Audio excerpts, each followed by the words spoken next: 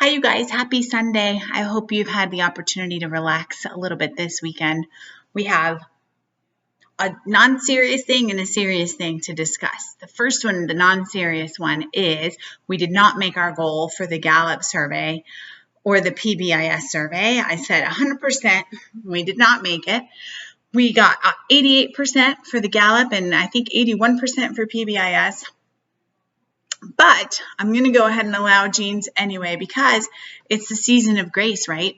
You guys are complaining and suffering with the lack of participation that you're dealing with in some cases, and we talk a lot about grace. And so I thought it would be a perfect opportunity for me to extend grace.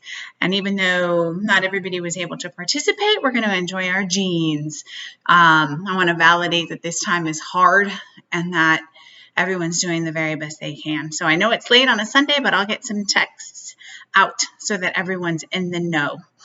The next thing really is serious. You'll remember during pre-planning that I asked everyone to agree to leaving their politics at the door.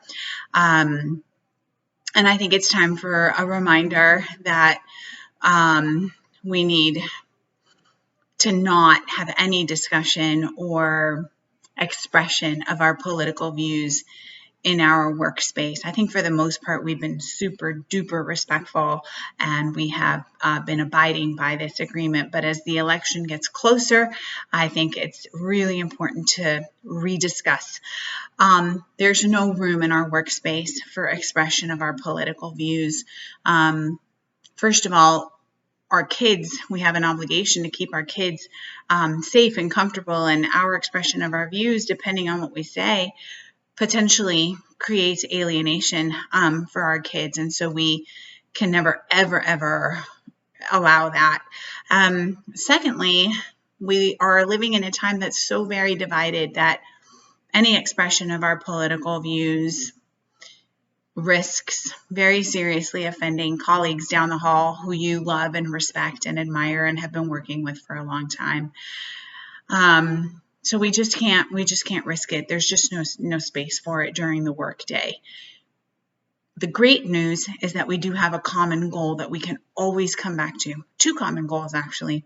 The first one is taking care of our kids in a time where the achievement gap is widening by the second. So we have so much to do right now just to make sure that our kids get everything they can possibly get through this experience. That there's no time for engaging in anything else. The second common goal is that we need to commit to keeping one another safe in a building during a pandemic. And so those two things alone bring us back to the fact that we are all on the same team. Outside of work hours, there's Team Red and Team Blue that you might want to go engage in, which is completely fine. Inside our building, we are Team Purple. We are Wildcats. We are family, and we take care of our kids and one another. So let's be super mindful that we're not going to bring any of those expressions, especially on our bodies. So t-shirts, masks, anything else that you could possibly wear that you think could be non-neutral. We need to keep those things out of our building. I have a great example for you because sometimes we don't even think something is political. And I'll tell you my experience. After Ruth Bader Ginsburg died, I bought myself an RBG shirt with her face and the words, women belong in all places where decisions are being made. And it's pink. So I was going to wear it on Breast Cancer Awareness Day for the pink out.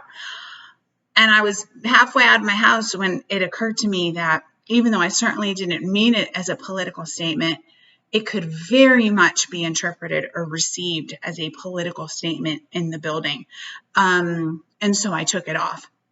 So anything like that, even that you think is iffy or that you think might be perceived in a way that is non-neutral and could be offensive, let's leave those things at home and you can put them on as soon as you get home. I know this is difficult. I hate that we are having to tiptoe this way.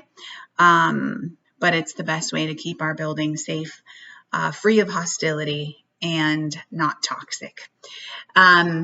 Lastly, November 4th is going to be a terrible day. It's going to be a heavy day where we are all really tired, and some of us are going to be devastated, and some of us are going to be elated and thrilled. And I don't think there's going to be too much in between, except for the fatigue that we're all going to have in common. So on that day, guys, it's so important that we just come in and focus on the purple, focus on the kids, focus on the commonalities, and try to take care of one another by just being respectful.